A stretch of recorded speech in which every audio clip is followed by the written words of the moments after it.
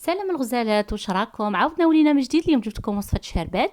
راح نخدموا شربات في المنزل نتاعكم، حاجه نظيفه دون مواد حافظه. لكن دائما بالنسبه للزائرة الجدد نعرفهم، انا اميره من قناه عالم اميره. عجبتكم القناه ما تنساوش تشتركوا وديروا لنا جيم وتبارطاجيو الفيديو مع الاصحاب والاحباب. بكم انتم ما شاء الله تكبر القناه. نبداو على بركه الله في مقادير وطريقه التحضير. نحتاج حبه ليمون، حبيبة قارص، رايحين نعصروها. من الأحسن نجيبوا حبة تكون كبيرة، عصروها عادي عصارة يدوية أو بلا ما نصفوها، نخلو لها هذاك الحبيبات اللي يجوا فيها. نزيدوا لها السكر حسب الرغبة. ديما في الوصفات نتاوعي نقولكم السكر حسب الرغبة، أنا ما نحبش نكثر السكر بزاف، نتوما ديروا السكر حسب الرغبة. بالنسبة دايما نقولوا اللي عندها زعفران شعرة دير شويه، من الاحسن لانه فوائد الزعفران بزاف بزاف كبيره. انا ما عنديش، درت ملون غذائي اصفر. فانيلا، هذه الوصفه لازم يكون فيها فانيلا وماء الزهر باش يجي عندها هذاك الذوق. نديروا معاها نصف كأس حليب. من الأحسن أنكم تختاروا حليب النوعية الجيدة باش تجيكم الوصفة نتاعكم شابة ويجيش عندها هذاك الذوق القاصح نتاع الحليب. الماء الزهر كذلك ديروا ملعقة كبيرة تاع ماء الزهر.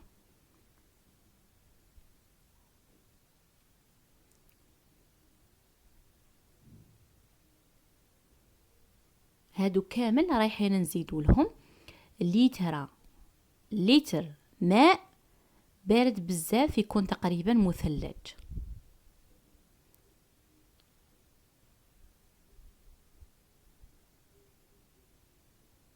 لتر قلنا نتاع الماء.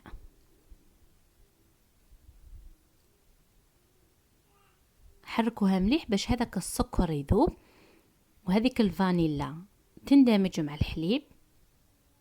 قلنا لتر كامل نتاع الماء.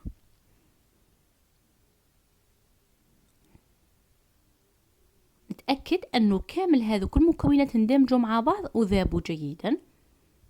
درتها في طاس اخر، علاش؟ باش يتكونوني هذيك الرغوه اللي تجي في السطح وفي الوجه نتاع الشربات.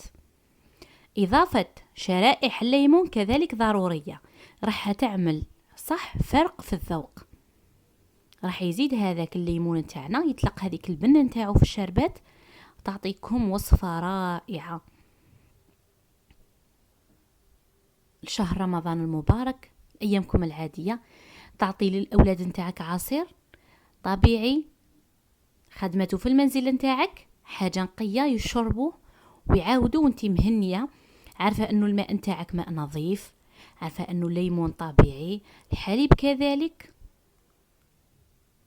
والحاجات الاضافيه ما تضرش. يعني قيس ما يشربوا، خصوصا راهو جاينا فصل الصيف نحتاجوا بزاف العصائر تمدي ليك وللعائله تاعك. هذه بالنسبه للشربات الطبيعيه 100%. بالنسبه اللي يحبوا الشربات اللي تبع برا راح نديرها لكم كذلك في الفيديوهات القادمه.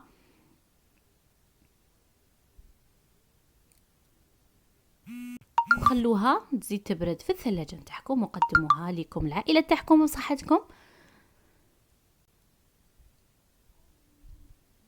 نقول لكم البنات اذا عجبكم الفيديو ما تنسوناش البنات بتيجام وجربوه وبصحه والراحه.